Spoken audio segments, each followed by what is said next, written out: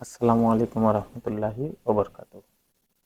সম্মানিত দর্শক, গত 5ই আগস্ট আওয়ামী লীগ সরকার পতনের পর নানানজন নানানভাবে কৃতিত্ব নেওয়ার চেষ্টা করছেন। অনেকে ভাবছেন দেশ দ্বিতীয়বারের মতো স্বাধীন হয়েছে, এখন এই দেশের জাতীয় সঙ্গীত পরিবর্তন করা প্রয়োজন। আবার অনেকে গণভবনকে জাদুঘরে রূপান্তর করার চেষ্টায় আছেন, যেন কোনোভাবে ছাত্র জনতার এই বিপ্লব বাংলাদেশের ইতিহাস থেকে মুছে না যায়। আবার অনেক বিশিষ্টজনদের দৃঢ়তার সাথে বলতে শোনা যাচ্ছে, জাতীয় সঙ্গীত পরিবর্তনের সাথে তিনি একমত, কিন্তু গণভবন কারো বাবার সম্পত্তি নয় যে সেখানে জাদুঘর নির্মাণ করতে হবে। এর মধ্যে সামাজিক যোগাযোগ মাধ্যমে দেখা যাচ্ছে মাজার মন্দির সহ নানান স্থানে দখল বাণিজ্য, চাঁদাবাজি সহ নানান অপ্রীতিকর ঘটনা ঘটছে। এছাড়া নানান পেশার মানুষ নানানভাবে তাদের অধিকার আদায়ের লক্ষ্যে বিভিন্ন ধরনের সভা সমাবেশ সহ বিভিন্ন আন্দোলনে লিপ্ত আছেন। তাদের বিভিন্ন দাবি দাওয়া নিয়ে তারা রাস্তায় নেমে এসেছেন। এ সকল নানা বিষয় নিয়ে বাংলাদেশের রাজপথ এখন বেশ উত্তাল। ইতিমধ্যে নোবেল বিজয়ী ডক্টর মোহাম্মদ ইউনূসের নেতৃত্বাধীন অন্তর্বর্তীকালীন সরকার গঠন করা হয়েছে এবং তারা দেশকে একটি স্থিতিশীল অবস্থায় পৌঁছানোর চেষ্টা চালাচ্ছেন। আজকের এই ভিডিওতে বহির্বিশ্ব থেকে বাংলাদেশের উপর কি কি কলকারকাঠি নাড়ানো হচ্ছে এই বিষয় নিয়ে বিস্তারিত আলোচনা করব।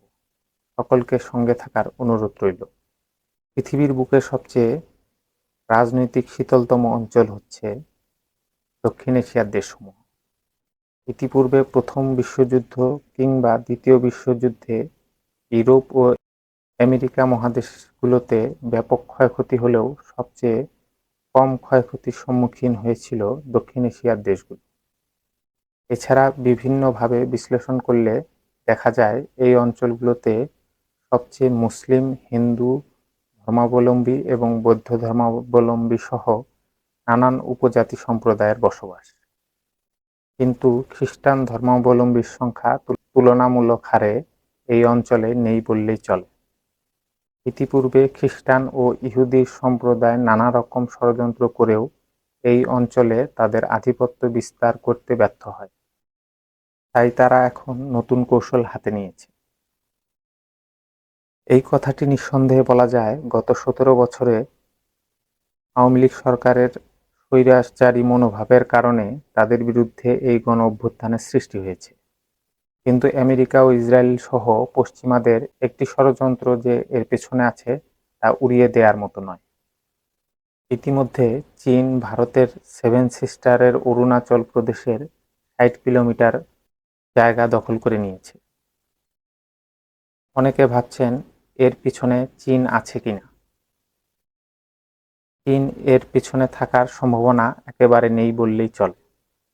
কারণ দক্ষিণ এশিয়ায় আমেরিকার সবচেয়ে বড় হুমকি হলো চীন। তাই চীন যে আমেরিকাকে কোনো প্রকারের সুযোগ করে দেবে না তা নির্দ্বিধায় বলাই যায়। খুব সম্ভবত চীন এটার সুযোগে সদ্ব্যবহার করেছে। এখন আসা যাক আমেরিকা ও তার মিত্রশক্তির দক্ষিণ এশিয়া উত্তপ্ত করে কী লাভ।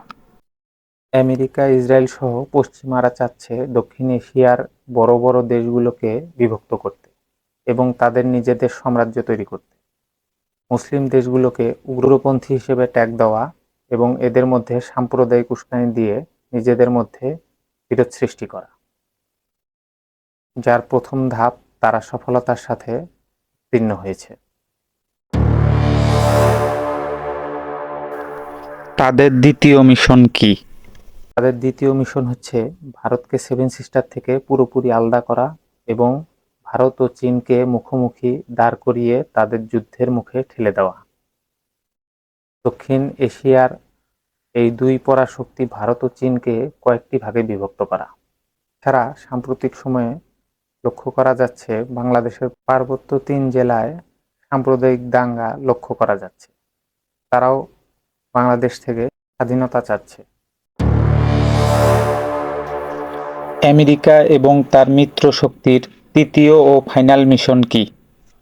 এখন তারা চাচ্ছে মায়ানমার ও বাংলাদেশের রোহিঙ্গা ইস্যুকে আবারও সামনে নিয়ে আসা, যা তারা ইতিমধ্যে শুরু করে ফেলেছে। প্রতি রাতেই হাজার হাজার রোহিঙ্গা ইতিমধ্যে অনুপ্রবেশ শুরু করেছে।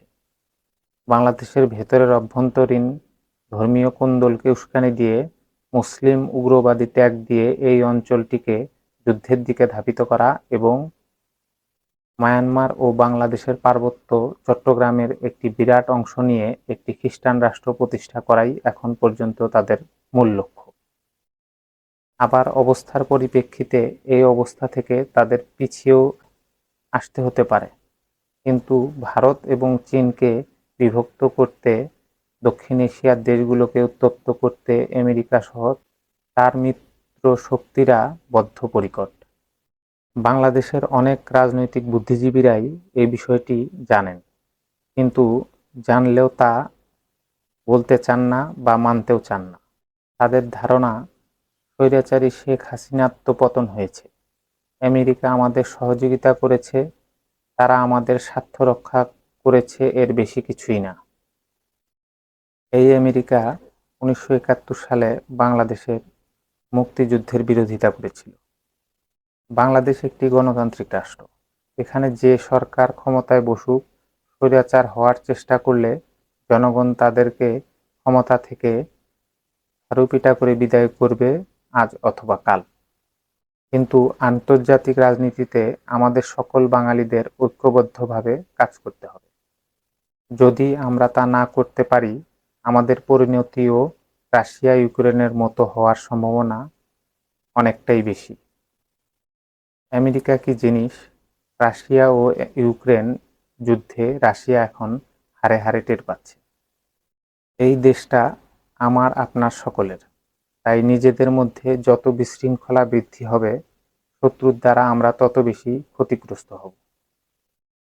যাই হোক, মহান আল্লাহ তাআলা আমাদের সকলকে সকল কিছু বোঝার তৌফিক দান করুন। দেখা হবে নতুন কোনো ভিডিওতে, নতুন কোনো বিষয় নিয়ে। সাথে থাকার জন্য সকলকে ধন্যবাদ।